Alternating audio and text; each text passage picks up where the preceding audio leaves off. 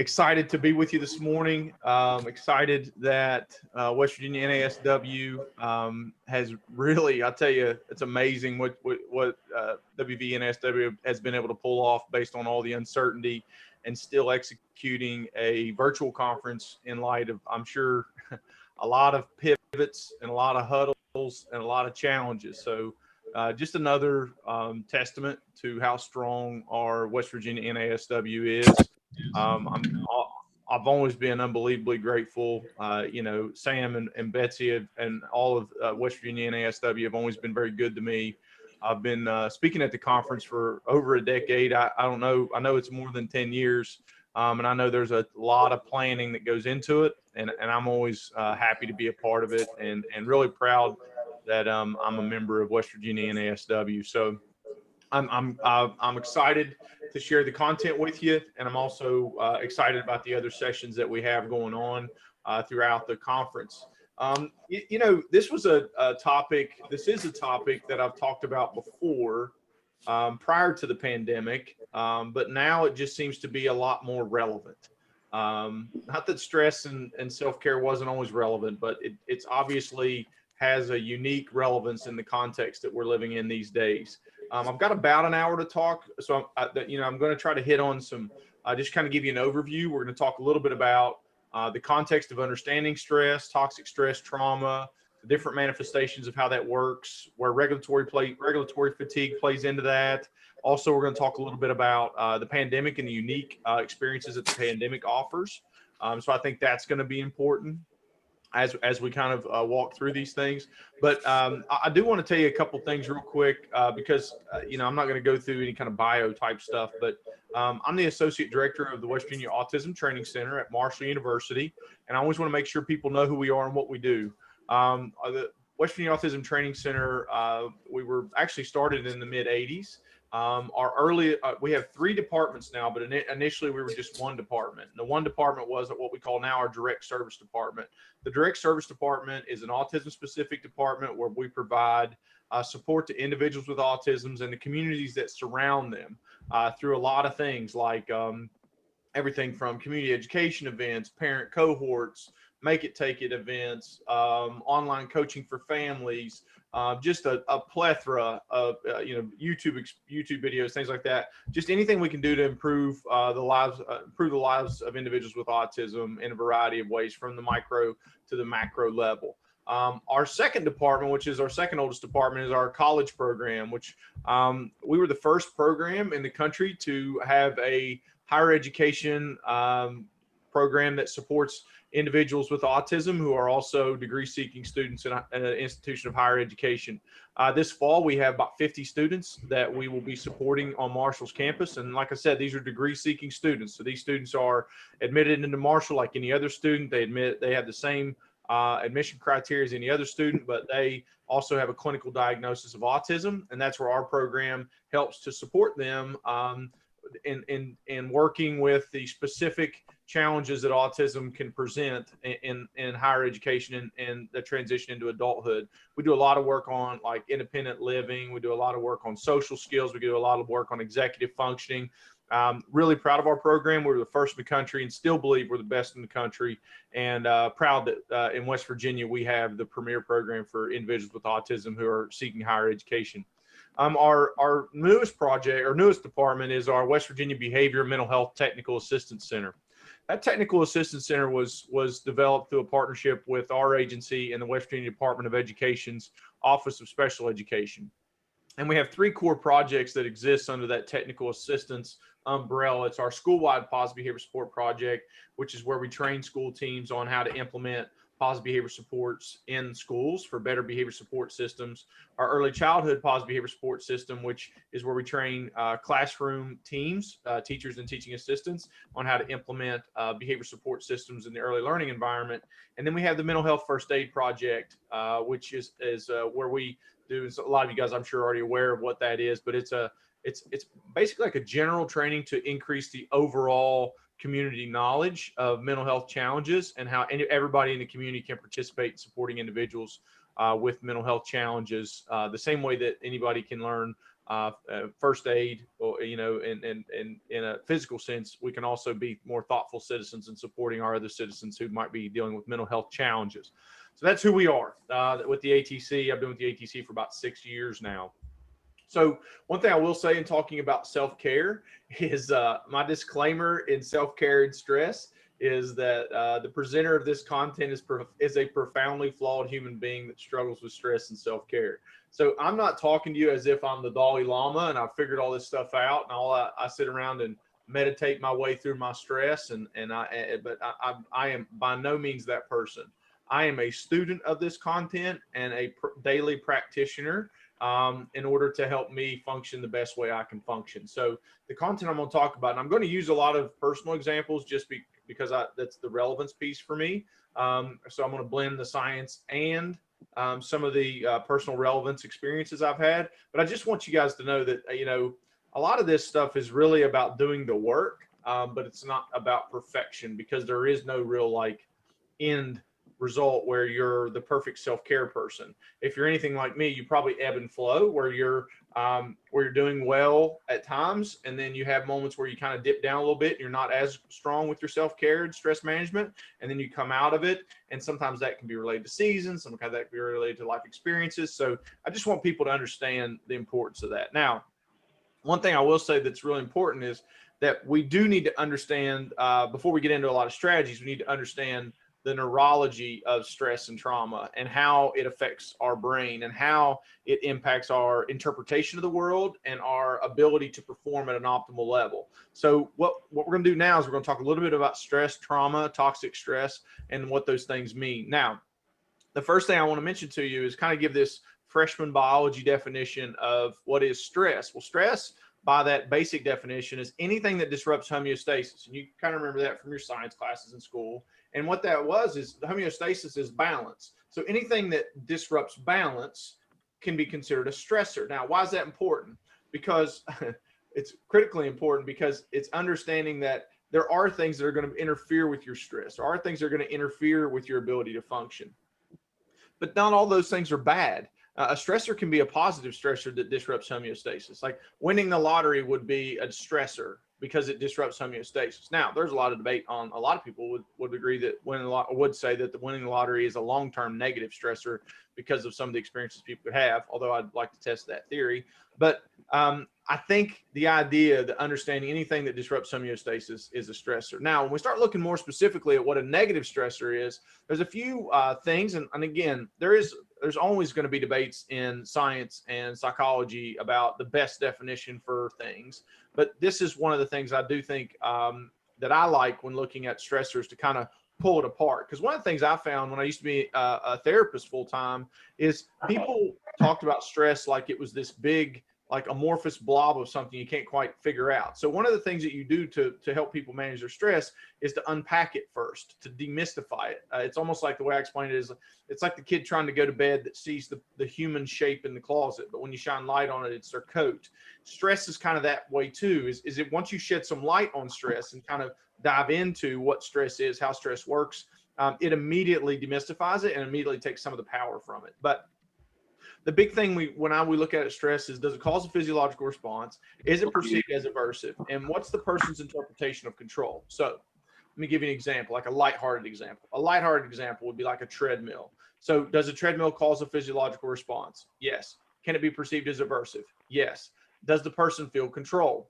Yes. The aversive part is part of the reason why we like hang clothes on it to hide it from ourselves. But the control piece is why it's not that disruptive, because we have complete control over whether we get on it, how fast it goes, these kinds of things. Now, what a more serious example that shows you a stark difference with stress. A child who's being physically abused, does it cause a physiological response? Yes.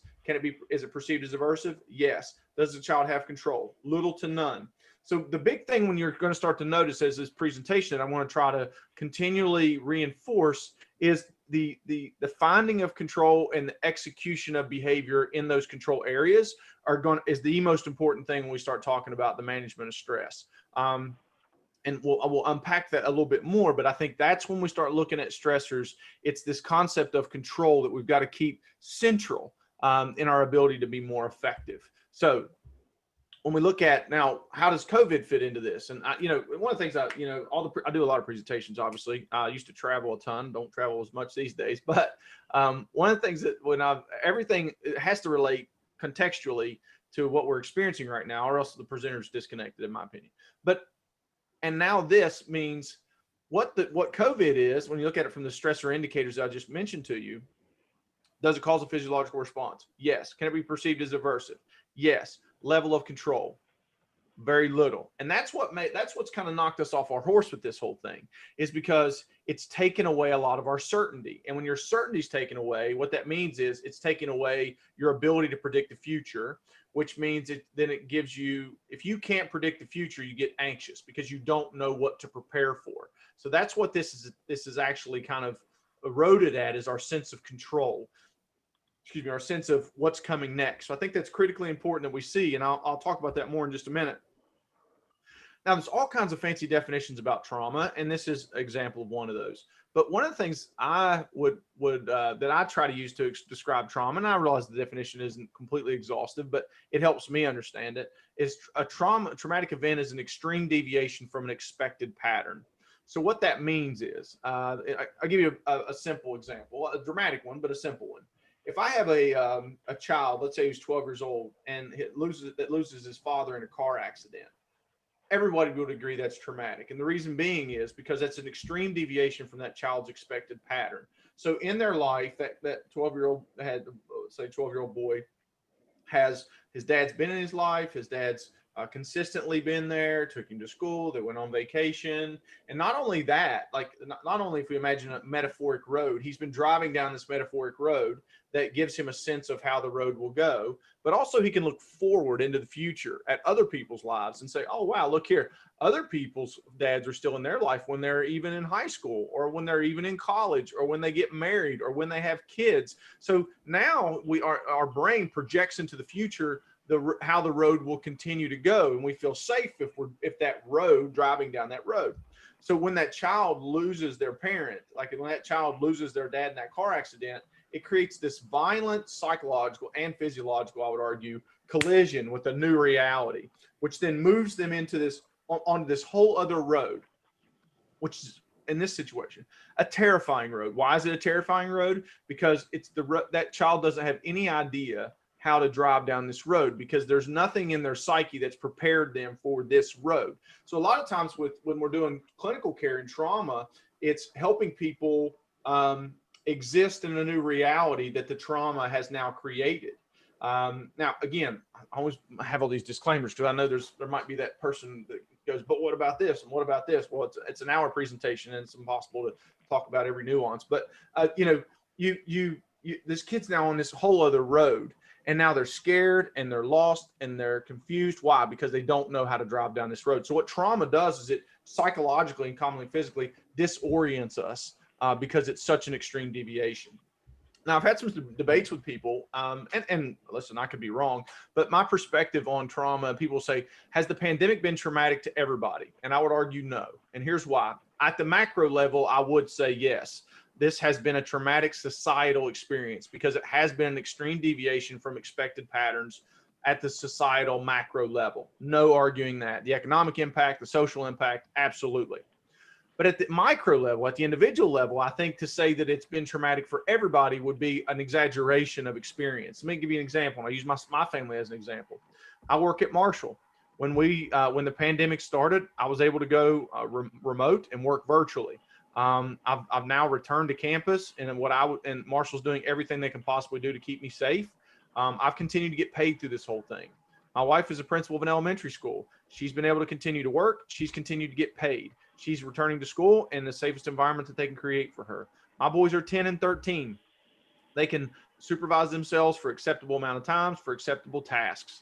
We're all virtual learning right now. So, has this been disruptive to my family? Absolutely. Has it been traumatic? I think that would be a dramatic exaggeration. So I think there's some of this, there can be some of this social panic about that there's this gigantic wave of mental health that every single person or every single kid walking into a school right now has experienced while they've been out of school. I do think there have been kids, of course, that have been in environments that have experienced high levels of stress and trauma, and they're going to come in with a lot of needs. But I also think there's a lot of kids coming into school who have been playing Fortnite since March. So we've got to be more thoughtful in our way to dissect the level of, or the intensity of what we're dealing with, and not just buying into the hell in a handbasket perception of trauma, but being, and what that allows us to do is when we aren't using that hell in a handbasket mentality, it allows us to save the energy that we're wasting on things that don't need that energy and focusing more on the people that do. So, but toxic stress is like Bruce Perry, who I love, talks about big T and little t. Big T being trauma, little t being toxic stress. Toxic stress is slightly different in the idea that toxic stress is more about it's more exhausting than anything. But what does that mean? Like think of and I work a lot with kids, so I use a lot of kids examples. But think about that kid who's like a middle schooler, whose parents are divorced, dad's not in the picture, grandma helps take care, so he doesn't know, is he going to stay at mom's this tonight, or is he going to stay at grandma's tonight, or is stepdad going to, is our mom's boyfriend going to be around? He don't really care for him. Is he going to be able to get money tomorrow for the bus ride because he has a soccer game and he's not sure if he's going to be able to get there or get picked up, and he feels bad always asking people for rides. So this kid is not necessarily a kid that's being traumatized, but his life is exhausting because he can't, and this is the biggest part of this definition that I love, is with the failure of the body to fully recover. So what this means is, because our bodies work off a stress, feed, rest cycle. So you stress the body, you feed the body, you rest, and then the body repairs itself. But if you just do stress, stress, stress, stress, stress, even if you stress and feed without rest, the body can't repair because it doesn't enter into the psychological or the physiological state that it needs to prepare for the future. And that's a whole other conversation. But that's why this toxic stress is such an important idea. Now, what happens though, and where we just talked about what toxic stress and trauma both have in common, has to do with the brain being a pattern-seeking device. And the way the brain keeps you alive, which is its primary job, is by pattern recognition, pattern storage, and predicting the future. So when you were a kid, your brain was, and when you were a baby, it would watch the world, and it would watch the world, and it would go, there's A, there's B, there's C. Watch the world. There's A, there's B, there's C, right? Just watch it. And then what starts to happen is the brain starts to go, there's A, there's B, I know what's coming next. And it starts to prepare you mentally and physically for C. So the more the world is predictable and the more the patterns you understand in your life, the safer you feel. And the safer you feel, the more you can explore, the more you can grow, the more you can expand and learn. That's Maslow's hierarchy of needs. Most brilliant psychological theory of all time is based on the idea that as your basic patterns are more consistent and predictable, you have energy left over to move towards things like esteem and self-actualization.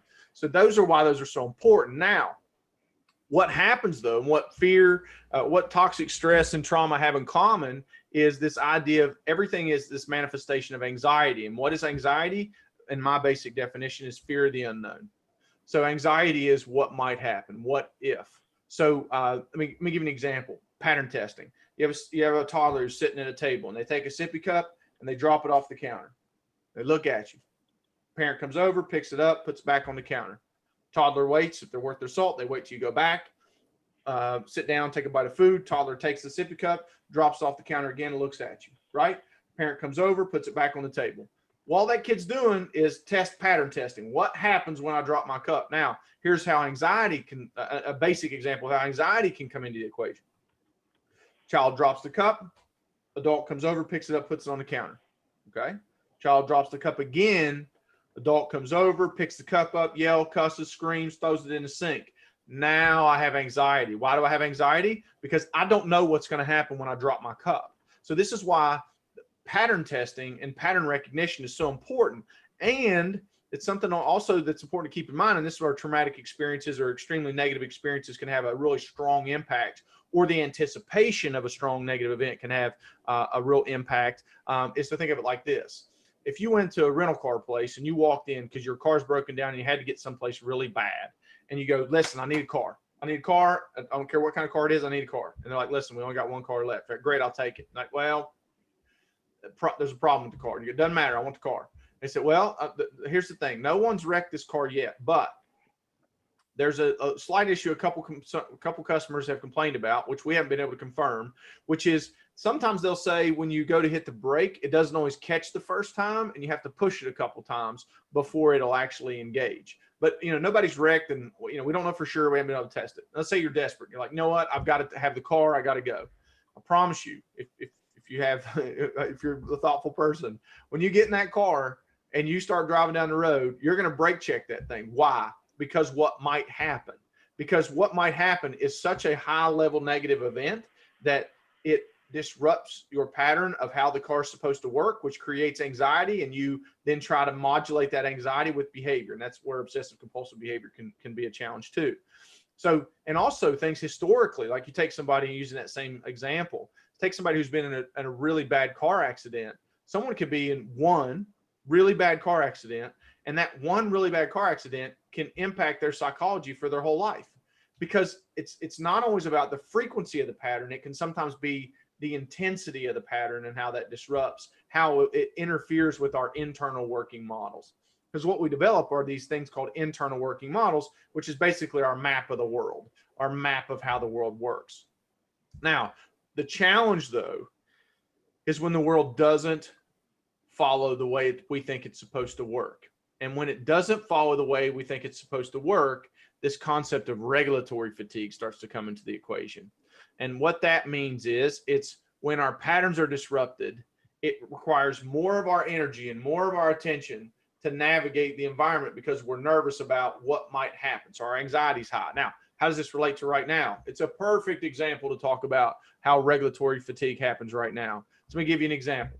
I'm a good Kroger shopper. I'm a pretty skilled Kroger shopper. If that, I don't have it on my resume, but maybe I'll add it. So when I go to Kroger, I have an app that I use. I know how to move through our store. I know what I get when. I know how to check out. I've got my Kroger card, all that stuff. So let's say on a scale of 0 to 100%, a typical trip to Kroger's would only require me 30% of my mental energy. Why? Because I have good systems. The patterns are predictable. So I don't need much mental energy to navigate a Kroger store trip. So only about 30% of my energy would be required for me to do it. So I can think about other things while I'm there. And also when I leave, I've got a pretty good amount of energy left because going to the store didn't take much energy from me that day. Now though, with the pandemic, going to Kroger is now more psychologically and physiologically taxing to me. Why?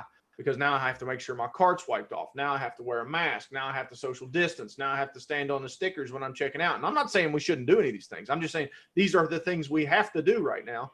But now, because Kroger used to be a 30% mental energy or neurological load is what I'll call it a lot of times.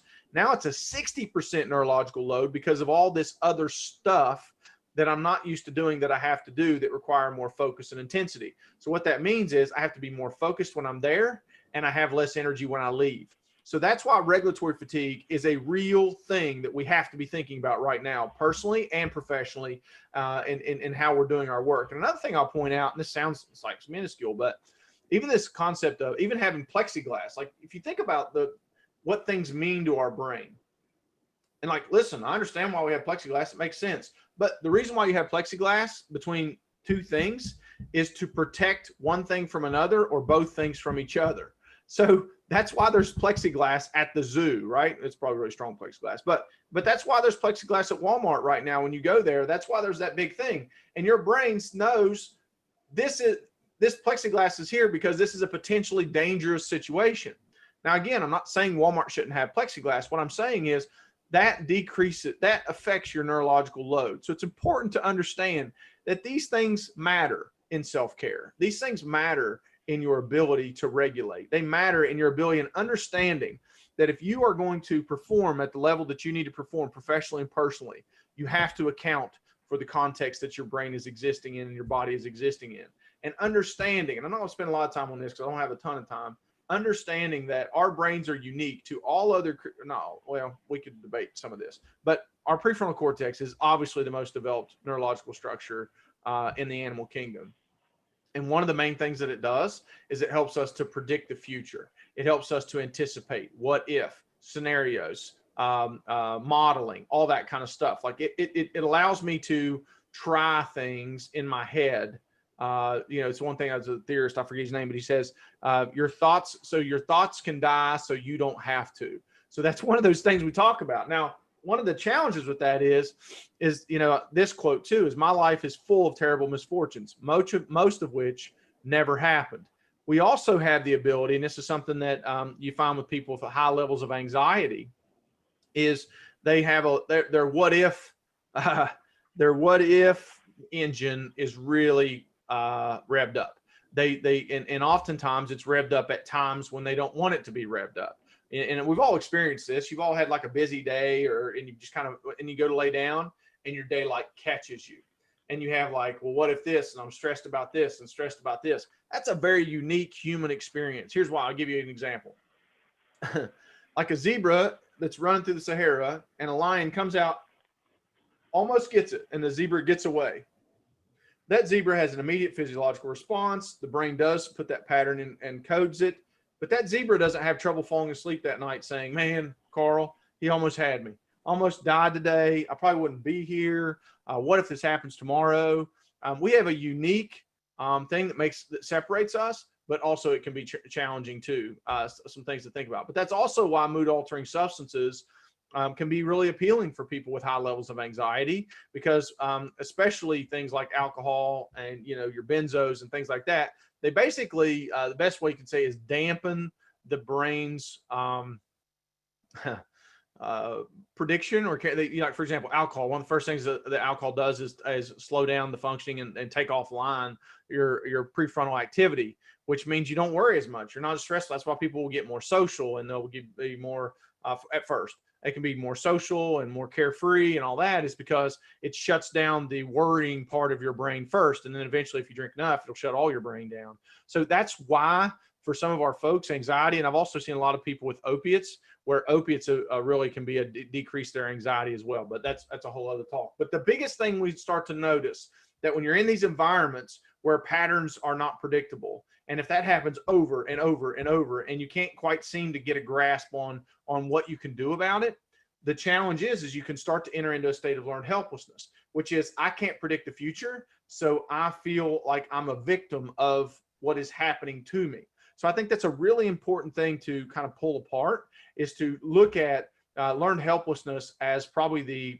most detrimental consequence to being in an environment where we don't feel a level of control, and tying back to the original definition of stress. So what can we do about it? So here's some of the things we can do about it. The first thing you can do about it is, how do you know when you're stressed?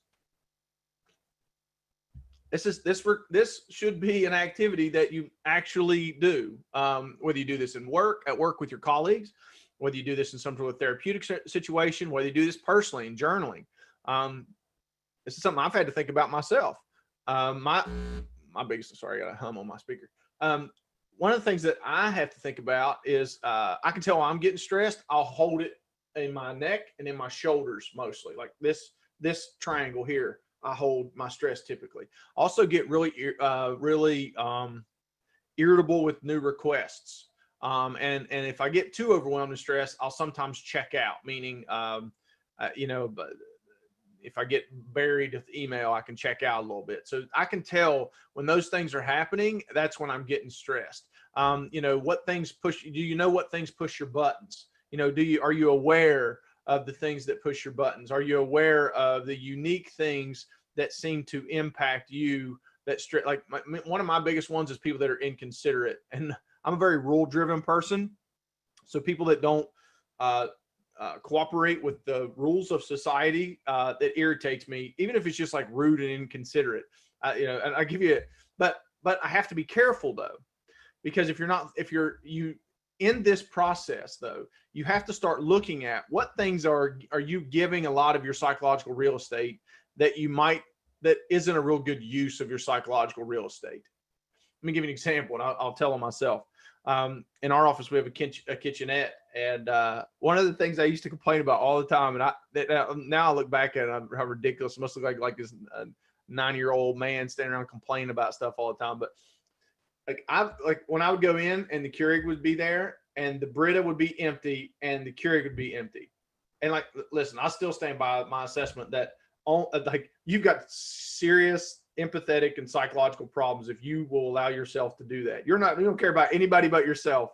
If all you do is empty the Brita, empty the Keurig, walk away happily with your cup of coffee, you're not somebody I'm going to count on. But anyways, but I'd get so irritated. Like people would come by and be like, man, this is killing me. Who doesn't refill the Brita? Or the other one was the forks thing. Like all of our forks in our kitchenette started disappearing. And I'm like, who's stealing the forks? Like, I don't understand it. And what I started to notice is I was giving a lot of energy to these things that really on the scale of my day, I probably could use that energy more effectively. So now I see myself as the all-time Brita filler guy. If I go by and it needs filled up, I fill it up. And I just view that as my contribution to the office. And then I went and bought Amazon. I was able to get 12 forks for like $12. And so every year or so I buy forks. So it's one of those things that seems like really small, but think about those things though. Think about some of those small things you're wasting some of your mental energy on, because I think that's why the Serenity Prayer has so much power. I think that's why it's such a powerful thing in the recovery community and in the spiritual community. And it's not about being religious. It's more about, this is just a useful way to look at things, is this idea of knowing what things you can and can't control. And I'll simplify it to this. I say this all the time to our teams that I'm working with and supervising: control the controllables. So when people bring me a problem, I'll say, all right, what are our controllables here? What things can we control? What things can't we control? Let's go ahead and separate those things out. And where I got that from is I used to do that in therapy sessions with folks, is they come in and say, I'm so stressed. And I'm like, all right, we're going to unpack your stress. I'll make a T-chart. And I'd say can control. And on the other side, I put can't control. And I'd say, tell me something stressing you out. And they tell me something. I'd say, can you control that or not control that? And they'd say, I can control that. So I'd write it under the control side. I said, tell me something else. They'd tell me something else. Can you control that? Nope, can't control that. Can't control side. And what we would do is we'd populate both sides of this can and can't control chart. And then I would say, now let's evaluate your resource management and the energy you're putting into the can't control column. So for me, it would have been, how much energy are you spending on Brita management and supervision when that energy would actually be better used on things that you can control? So I think as ridiculous as some of those things sound, I do think this is the one of the linchpin things in self-care. Is there's a lot of people that spend a lot of their energy worrying about things that they don't have a 2 degree or 1 degree level of control. And I'll talk about this a little bit later. And I think that also factors into stuff like the news that people watch obsessively, and the things that they obsess about, and the things they argue about on Facebook and all that kind of stuff. And I'll talk more about that in a minute. So one of the things that I talk to folks a lot about is, moving away from the concept of admiring problems to solving problems. So admiring problems, and in Appalachia, we can be pretty good at this. Anybody that's ever had that relative that if you tell them you were sick, they were always more sick than you were. It's that who's got it worse competition sometimes that we can commiserate with each other. But, one of the things that I especially now as people are problem solving during the pandemic, I want you to think about is this idea of when we're processing things, are we processing towards problem solving? Because that's good teaming. When I process to understand my situation better, to solve problems, to be more effective, versus complaining towards excuses. Complaining towards excuses is about why I can't do it. Processing towards problem solving is about how I'm going to do it. So I think that's important. Now, one of the things with self-care that I do get a little bit annoyed by is there's sometimes a very simplistic approach to self-care that I think needs a little more depth and a little more purpose and planning, which is I'll take walks in warm baths or stretch or whatever it might be. Or, and listen, I use a lot of what I call micro routines as a collective approach to optimizing my performance. But some of these things are great. Taking walks is great. I take walks when I'm on campus. I take a walk every day after I have my lunch, if weather permitting. I don't necessarily take warm baths, but I think these are things that can be helpful. But a more thoughtful approach to self-care is looking at, and these are just the two elements that I break it apart into. And again, this is just my perspective, is energy management and resilience development. So if you're going to get serious about self-care, then you're going to look at, how do I manage the amount of neurological energy I have in a day? Neurological and physical energy do I have in a day?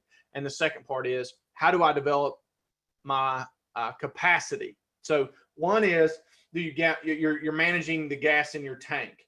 The second, resiliency development, is increasing the capacity of your tank. So I'm going to talk about both of those things now. So energy management is, how do I keep the most amount of gas in my tank, or how do I be thoughtful about what activities deplete my tank and what activities fill my tank?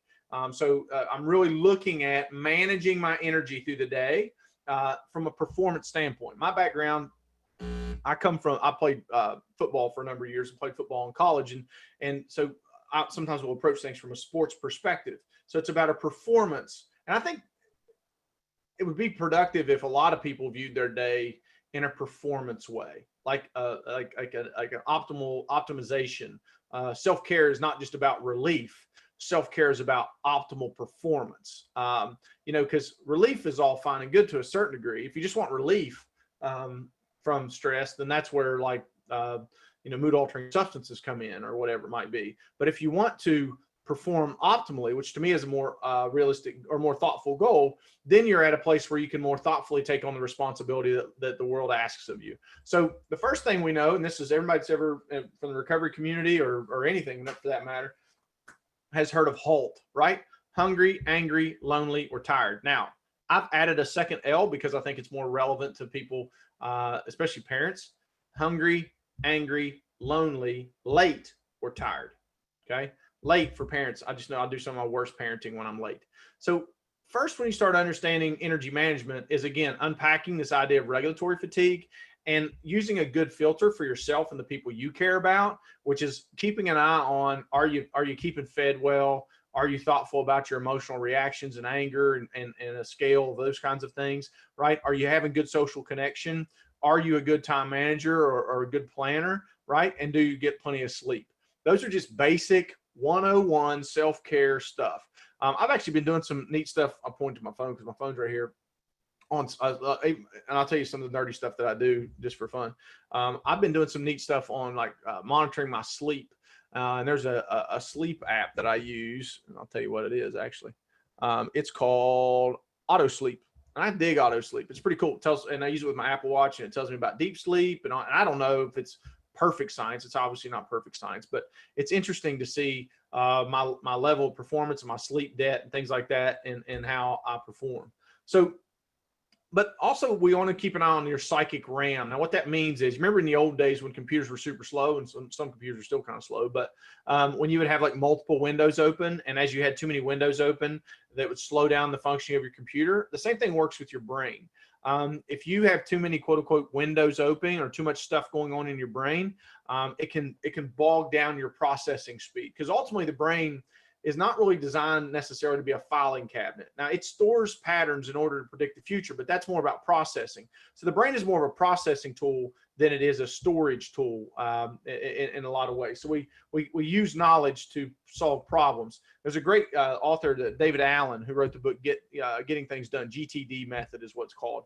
And he talks a lot about that concept. One of the things, though, we can do to manage our mental energy is to be thoughtful of our intellectual and emotional diet. So if we think about this physically, if you are what you eat physically, then bear with me, then we are what we eat intellectually and emotionally. So are you being thoughtful of the things that you take in your brain and your mind? And are you managing, because if you went to a nutritionist, one of the first things they'd have you do is keep a food log for like a certain amount of time. And then they would analyze your food log and then make suggestions based on how you're already eating. If you did that psychologically, it'd also be beneficial to do an intellectual and emotional log of what things you're watching, what you're reading, those kinds of things, and then looking at how that impacts your emotional functioning. For example, I don't have a problem with people watching the news. I'll watch the news. But I do have a problem with people that watch the news 24/7, the same kind of stuff on that 24-hour loop, and all they do is obsess and get angry about it and yell and scream and carry on, because that obviously isn't ideal for optimization. Being informed is different than being obsessed. There's a difference in that. Social media can have a great benefit. However, it can also be of great detriment if you find yourself on there fighting and arguing and consumed by negative emotion and negative content, because you are what you eat in that way. So that's something to think about. Are you thoughtful of what you're taking in from an energy management standpoint by how much news you're watching, what news you're watching, how much social media you're using, when you're using it, And one of the things you can do is kind of assess how it affects your mood, because there's tons of research that's shown that how these things impact your outcomes. Certainty anchors is another big one that I use in a day-to-day practice. Now, what's a certainty anchor? It's a behavioral term that talks about it's an activity that you do that grounds your day. Now, what that means is it's basically like routines. Now, why do I have a picture of sardines? Because this is weird. I'm not saying people should do this. One of the things that were my certainty anchors is I eat during the week and sometimes on the weekends, I eat the same thing for lunch every day. I typically have a can of sardines, either macadamia nuts or walnuts, beef jerky, and a Diet Mountain Dew pretty much every day for lunch. And here's why. Because I don't need a culinary adventure every day at noon. I need a certain combination of things that will keep me awake and keep me working through the day. So I don't want to worry about shopping. I order a case of sardines. I order my macadamia nuts or my walnuts, and I order my beef jerky, my grass-fed beef jerky sticks that I eat every day, and I get Diet Mountain Dew, which I know is not ideal. But so I'm using that as a way to take off the neurological load in a day. Let me give you an easy example that a lot of people don't take advantage of that has a dramatic impact on the start of your day. People laying out their clothes the night before. Why is that so important? Because you're getting that done for tomorrow. So you're more ready for tomorrow. So your subconscious feels more ready for tomorrow. Another side of it though, let's say you don't lay your clothes out and you get up in the morning, and I'll use myself as an example. Probably if you're trying on 5 different shirts, it's not because all those shirts look so awesome you can't decide which awesome shirt you want to wear. Typically, if you're changing the outfit, it's because there's something about that outfit that you don't like, or there's something about that outfit that doesn't look right on you. So now you have this combination of uncertainty that you begin your day with, self-deprecation potentially because the outfits don't look the way you want it to, and taking the extra time, which makes you late. So you get in the car and you've already taken much more out of your tank than you needed to take had you not had a better plan. And it's interesting to me, and this may sound rude in a certain degree, is how people will love to complain about how stressed they are, but won't even implement that small of a strategy. They want to, and it seems dumb, and they almost seem offended that someone would recommend something like that. But it's a combination of these micro habits, and also looking at things like, when I already talked about this, is getting control of things like how you use smartphones, when you use, creating rules, creating barriers, deleting certain apps from your phone. Again, and what this is about is taking ownership of your psychology, because self-care is managing the energy that you have. And sometimes that means setting rules with the expectations that other people have for you about how connected you're going to be. This is one of those areas where I think we can really maximize. Another one too that we know, and there's psychological research up one side and down the other, about how powerful physical activity is in increasing getting energy back, weirdly enough. The problem with exercise is people have this skewed idea that in order to exercise, you've got to go to a CrossFit gym and do like 35 muscle ups. Sorry, my speaker's all out of whack. And do like 35 muscle ups and pull a hamstring, and throw up in a trash can. No. Exercise is about movement. Movement is about getting your heart rate up even the slightest amount, which then delivers more nutrients to your body and helps to wash out some of the stress hormones. So it's as simple as taking the stairs. It's as simple as parking a little bit farther away at Walmart. You start where you are. And that's the key with exercise. Now, if you have to put a hierarchy on things, one of the things that people don't do enough of, and I'm a little bit biased, that has a huge impact, is weight training is one of the best ways to increase your physical capacity, your cardiovascular health, all kinds of stuff. Everybody thinks it's about running, and running's good for you. Don't get me wrong. But if you want bone density and muscle strength and tendon and ligament strength and acuity, and glucose management, weightlifting can be really effective. Meditation. Listen, I'm probably not, when I first started meditating, I was one of the worst meditating people ever. My sister, who's also a social worker, is the first person to ever introduce me to meditation. She introduced me to a lot of things, from different concepts of mental and emotional management and spiritual connection concepts. But meditation is one of those things that she introduced me to. And in the beginning, to be honest with you, it was something that was oh, I'm not going to meditate. And, I'm, big, rough, tough guy, and I'm not going to sit in that. I can't sit like that and all that. But, and thankfully, I love my sister so much that I take what she says very seriously. So it was hard to discredit her. And I found that the whole idea is meditation is a really useful strategy for me. Why? Because my brain is a scary place to be alone.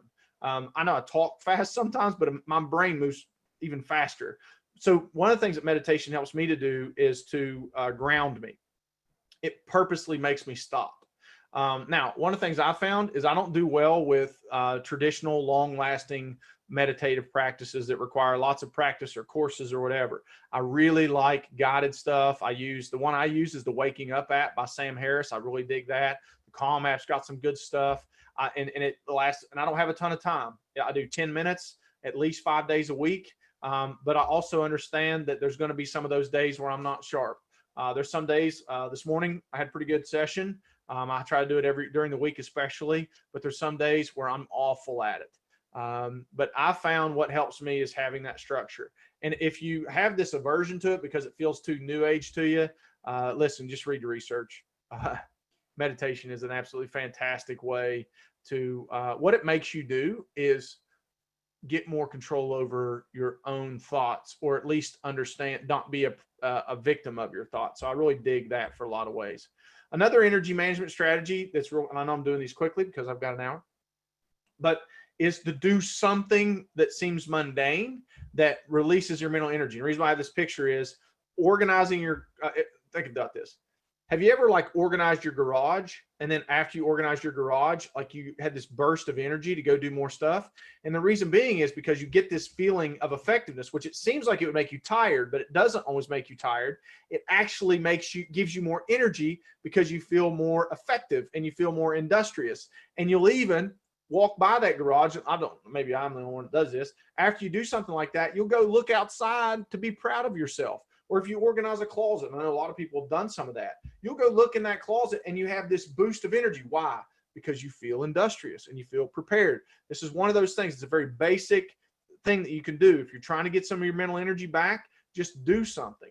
Also, we talk about, and this is from Sean Acor's work, is finding, when they talk about spending money, one of the things they've showed a positive emotional impact is not spending money on stuff, but spending money on experiences. Now, it's hard right now, but that's one of the things they find is pro-social, which means with other people, experiences actually do increase your level of mental energy, and it gives you something to look forward to. Another great strategy that we find for energy management is exercising your signature strength.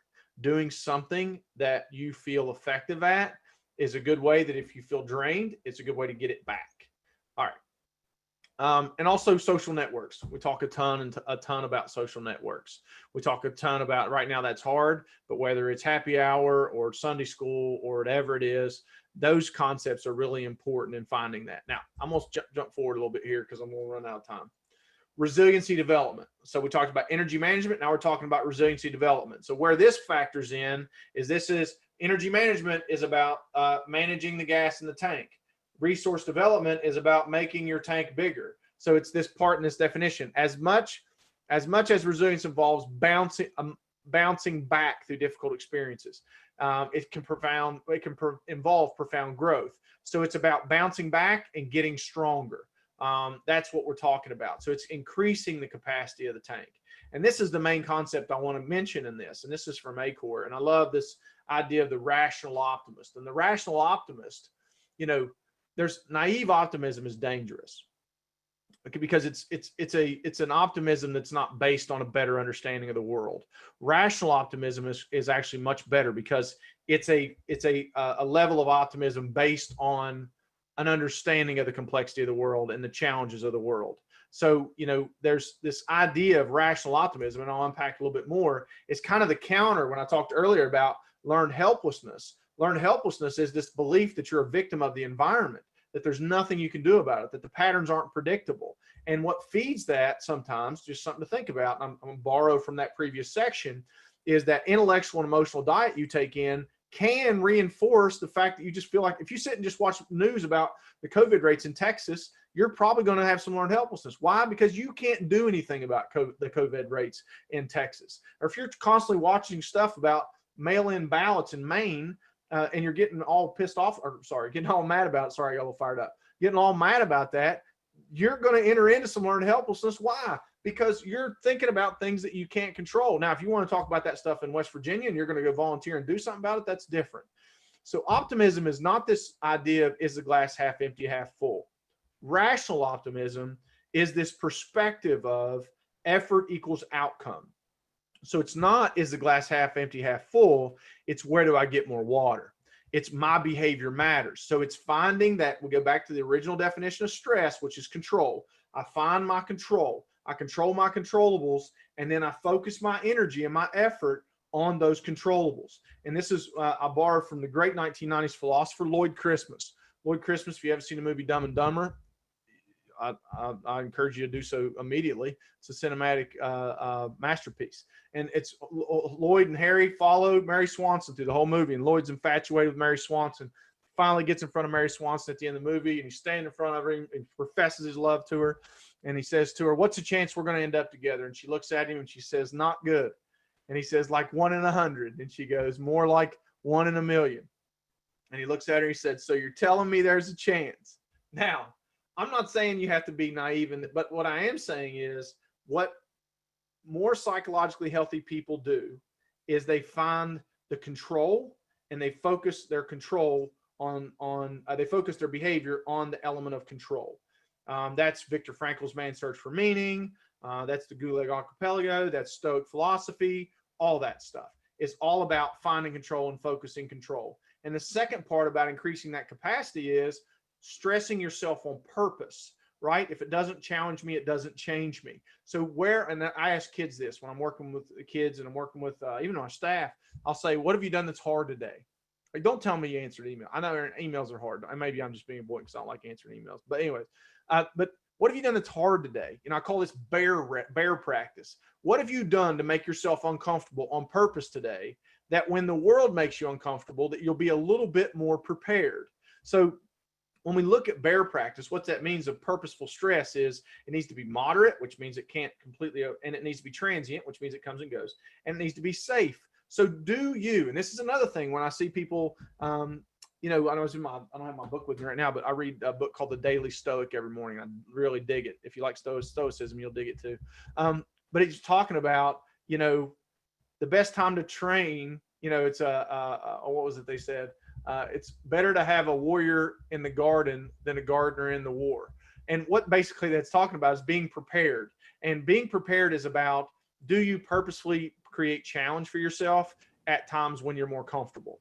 Do you exercise in a way that makes you uncomfortable? Do you do extreme experiences? One of the things that I do that's kind of strange is I do contrast showers or cold showers, where I want to stress my body and do things that are uncomfortable. Or I do lift, and I'll do crazy lift things, or I'll challenge myself to, hold on to something for as long until my body completely gives out. These types of things. I do the Elevate app in the morning to make myself have to do a challenge. Do you do things that are hard on a daily basis on purpose, right? And another thing I'll mention is the power of journaling in this. And I'm going to journaling. I've been journaling for about the past 5 years. It's probably been one of the most helpful things for me to increase my processing and understanding. And I don't journal for anybody else. Nobody reads it, but I do really like it. And one of the things I built into journaling is goal setting. And I look at what it means to win the day. So it's kind of a cheesy college football coachy thing to say, but what does it mean to win the day? And looking at those things in micro habits. And the way I break that down is I got from a book, which is at the end of every journal entry for the day, I say, all right, what am I going to do for my body? What are the body things I'm going to do today? Am I watching my macros? Am I lifting today? Did I run on the elliptical this morning? Relationships. What am I doing to invest in relationships today with my family, with my colleagues, in my mind? What am I doing today? Like journaling is a thing I do for my mind. Meditation is something I do for my mind. Reading is something I do for my mind. Business. what's my big wins today for business. Now, what's interesting, what I love about this is like yesterday, I didn't do a lot of body stuff. And the reason is because I didn't have time. My son had a soccer game. I had a lot of presentations I was doing. And I told myself at the beginning of the day, today's not a physical day because you have other things that are more important. And I've just found this breakdown helps me, not my idea, but just for me. All right. So last but certainly not least, I've got a minute. Land the plane. Stop admiring your problems. Start thinking about how you're going to solve them.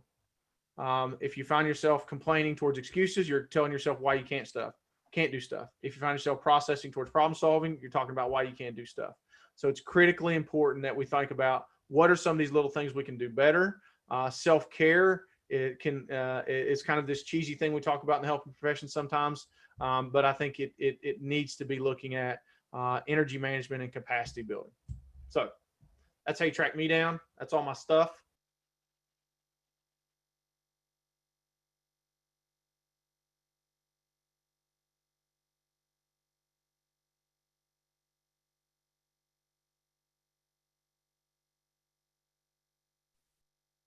All right, I hope you guys enjoyed that. Always an exciting and very entertaining presenter, Jim.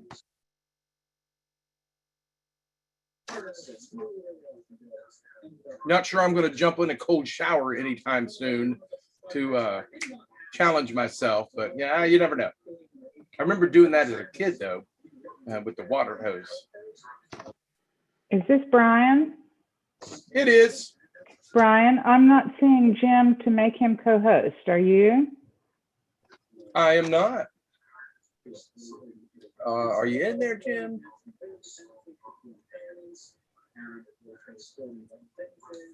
He may not. Since this only goes till 10, he may not be here. Yeah, it's only 3 minutes until 10. One of the things that I've seen is just people are putting really good comments in the chat, some really useful comments. I wish I could copy the whole thing so I could get some of them. Yeah. And I'm sorry that apparently we're not going to have Jim for click down there. Additional questions. I'm sorry, Deb. If you guys want to save your chat, you can click in the corner where the 3 dots are, and it will let you save the chat there. If there were some questions in there that you definitely want to hold on to. Thanks, Brian. You taught me something. Every day you teach me something. Okay. Thank you all for attending, and enjoy your next session. Well, okay. So I can leave. Yeah. You can leave. Yeah, I'm going to shut it down, and then we'll be bringing it back up at 10:30 for the next. Wait 2 minutes, Brian, because people are still putting their names in. Okay. Oh, I'm sorry. Okay, I'll wait. I will wait until 10. Yes. I will shut it down and bring it back at 10:30 for harm reduction. All right, I'll be there. So are you going to let us in a little bit early for harm reduction? Absolutely. I'll Okay. bring it up. I'm the bring it right back up within the next few 10 minutes or so. I'm the moderator. There's still people trying to get into this one. Yes, we had 342 participants for this particular conference. I had to extend it out there. So you guys shared a massive online multiple person experience. Brian, do you know if we can get copies of the slides or not? I don't think they're posted on the website. I guess I need to ask Sam that. That is a great question for Sam. Yes. But I'm also trying to figure out how to save the chat, and I don't see the little. If you go down to the bottom of the chat, are you logged on to the chat? Mm-hmm. Okay, go down to the bottom, and I there's see three now. little dots. Press those, and then at the top of it, it'll say Save Chat. Okay. Got Thank that you. one? Yeah. Okay.